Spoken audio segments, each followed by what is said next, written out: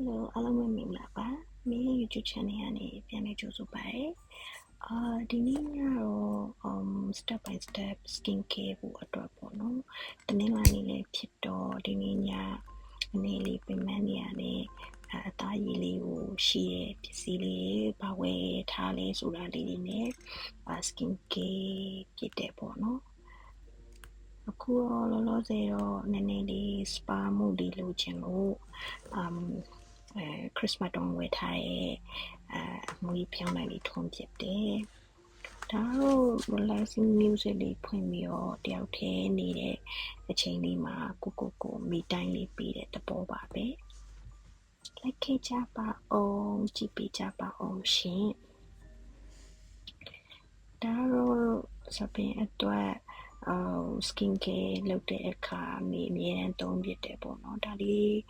ကတော့မိကြိုက်လို့ပေါ့နော်ရုံနဲ့ရွက်လေးနဲ့တူလို့ကြိုက်လို့ဝယ်ထားဖြစ်ပါတယ်အခုစပြီးတော့ step by step လေး skin care မှာဖြစ်ပါတယ်ရှင်အရင်ဆုံးတစ်နေ့လုံးပင်ပန်းထားတာရောနောက်ပြီးတော့ရုံကနေပြန်လာတော့ makeup တွေရောဖုန်းတွေရောကြီးရောနေဆိုတော့အခုသုံးဖြစ်တဲ့မိသုံးနေတဲ့ Neutrogena ကmasala water လေးကိုအရင်စပြီးသုံးဖြစ်တယ်ပေါ့နော်ပြီးတော့ကြတော့ဒါကတော့မေဝယ်ထားတာတော့နောက်ပိုင်းလောက်ပဲရှိသေးတယ် Boost ကနေဝယ်ထားတာcucumber နဲ့လုပ်ထားတဲ့ cleansing lotion ပေါ့နော် double cleansing ဖြစ်ချင်လို့သူ့ကိုလည်းသုံးဖြစ်နေပါတယ်နောက်တစ်ခုကတော့မေအဲ့ဒါတွေသုံးပြီးသွားလို့ရှိရင်မေအတွက်အသားရည်ဒီမျက်နှာတင်မယ်ပေါ့နော်။ဘာလို့စီးတွေအညစ်အကြေးတွေဖုံးတွေပျောက်သွားအောင်ခါနီးကနေ vitamin C brightening နဲ့လုပ်ထားတဲ့ vitamin C cleansing foam လေးသုံးဖြစ်နေပါတယ်။သူကလည်းအမဲဆက်တွေပါရဲ့အတွက်တတ်တာရဲဆိုလို့သုံးဖြစ်နေတာပေါ့နော်။နောက်တစ်ခုကတော့မေအဓိကကတော့ sharing လုပ်ပေးချင်တာကဒီ toner လေးပေါ့နော်ဒီ toner ကဘာအတွက်ကောင်းလဲဆိုရင်သူက rice toner ဖြစ်တဲ့အခါကျတော့အမဲဆက်ရှိတဲ့လူတွေနောက်တစ်ခုကကျတော့အသားအရည်မညီညာတဲ့လူတွေအသားခြောက်တဲ့moisture ဖြည့်ချင်တယ်ဆိုရင် thank you pharma ကနေထုတ်တဲ့ toner လေးကိုသုံးသင့်ပါတယ်နော်မင်းကတော့ဒါကသုံးနေတာကတစ်နှစ်လောက်တော့ရှိပြီပထမတစ်ပူမှလည်းတည်တာလို့နောက်တစ်ပူဝယ်သုံးဖြစ်တယ်အခုဆိုရင်တစ်ဝက်ကျော်လောက်တောင်ရှိနေပြီသူ့ရဲ့ texture ကတော့မပြစ်မကျဲလေးပဲနောက်တစ်ခါကျတော့သူကသုံးကန်လေးကျရင်ရှိတ်ပြီးသုံးတာပိုကောင်းတယ်ပေါ့နော်သူက rice toner ဖြစ်တော့မျက်နှာကိုလည်း whitening effect ရစေတယ် makeup အပေါ်ကနေနေ့ပိုင်းမှာသုံးချင်တယ်ဆိုလဲသူက toner တစ်ခုအနေနဲ့ကြဲကြဲလေးမဟုတ်ဘဲနဲ့ပြစ်ပြစ်လေးမို့လို့အသားအရည်မှာကြာလေးသွားတဲ့အတွက် texture ကအရန်အဆင်ပြေပါတယ်အခုညပိုင်းကိုလည်း toner လေးသုံးဖြစ်ပါတယ်ဒါကတော့မေရှိဗီဒီယိုမှာတော့ပြဖြစ်တဲ့ serum လေးပါ Google ကထုတ်တဲ့ vitamin C serum လေးပါသူ့ကိုလည်းညပိုင်းမှာဆိုရင်မေသုံးရတာ skin က fresh ဖြစ်တယ်လို့ခံစားရလို့မေသုံးနေပါတယ်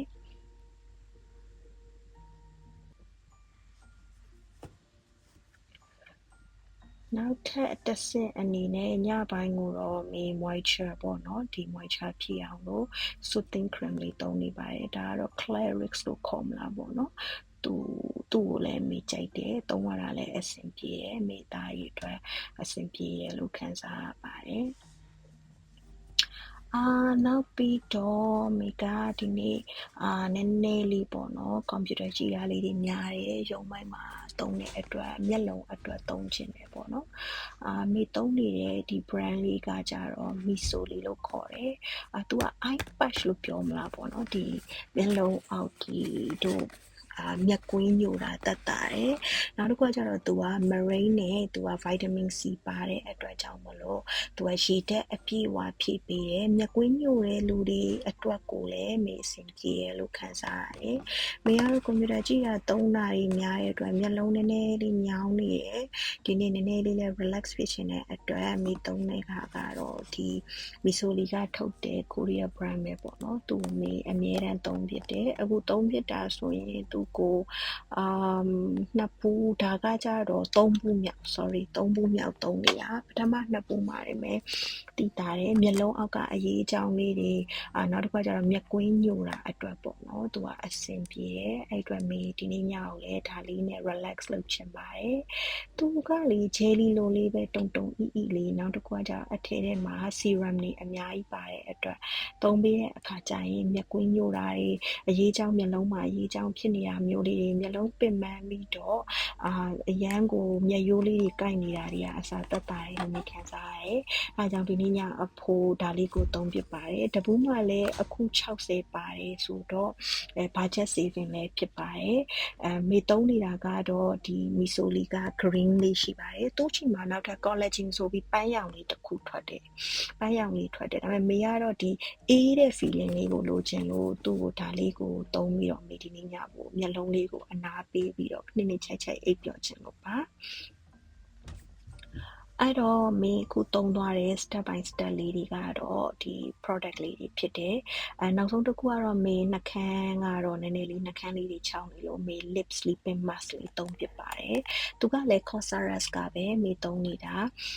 မေရှိမှရှိတာ Laneige ရှိတယ်ဒီ Cosrx ရှိတယ်မေကတော့ Cosrx ကိုပို့ချိုက်တယ်ဒီကောင်ကအယောင်လည်းမပါဘူးနောက်တစ်ခါကျတော့နေ့ပိုင်းသုံးမယ်ဆိုလဲအဆင်ပြေတယ်တခါတည်းနှာခမ်းတွေအရန်ချောင်းနေလို့lip tint သုံးပြီးွားတဲ့အခါကျရင်ဒီကောင်ကိုသုံးပြီးတဲ့အခါမှာလည်းနှာခမ်းကနောက်နေ့မနက်မှာညိုတာလေးတွေခြောက်တာတွေမဲတာတွေနှာခမ်းသားမဲတာတွေအတွက်အရင်အဆင်ပြေတယ်သူကပြားရည်လေးအထဲထဲမှာပါတယ်သူ့ရဲ့ ingredient မှာတော့ပြားရည်အဓိကပါလို့မေအဲ့ဒါလေးကိုလည်းနှစ်သက်ပြီးသုံးဖြစ်နေပါတယ်ရှင်အခုမေသုံးသွားတဲ့ပစ္စည်းလေးတွေကိုမေတစ်ခုချင်းစီကိုဗီဒီယိုလေးတခြားပြပေးထားပါတယ်ကြိုက်နှစ်သက်လိမ့်မယ်လို့လည်းမျှော်လင့်ပါတယ်ကြည့်ရှုပေးတဲ့တယောက်ချင်းစီတိုင်းကိုလည်းကျေးဇူးအများကြီးတင်ပါတယ်နော်မေရဲ့ YouTube channel လေးကိုလည်း subscribe လုပ်ပေးဖို့လည်းမမေ့ပါနဲ့နော်အားလုံးပဲ good night ပါကောင်းကောင်းမွန်မွန်အိပ်ပျော်ကြပါစေအိမ်မက်လာလာလေးမှတ်ပါစေရှင်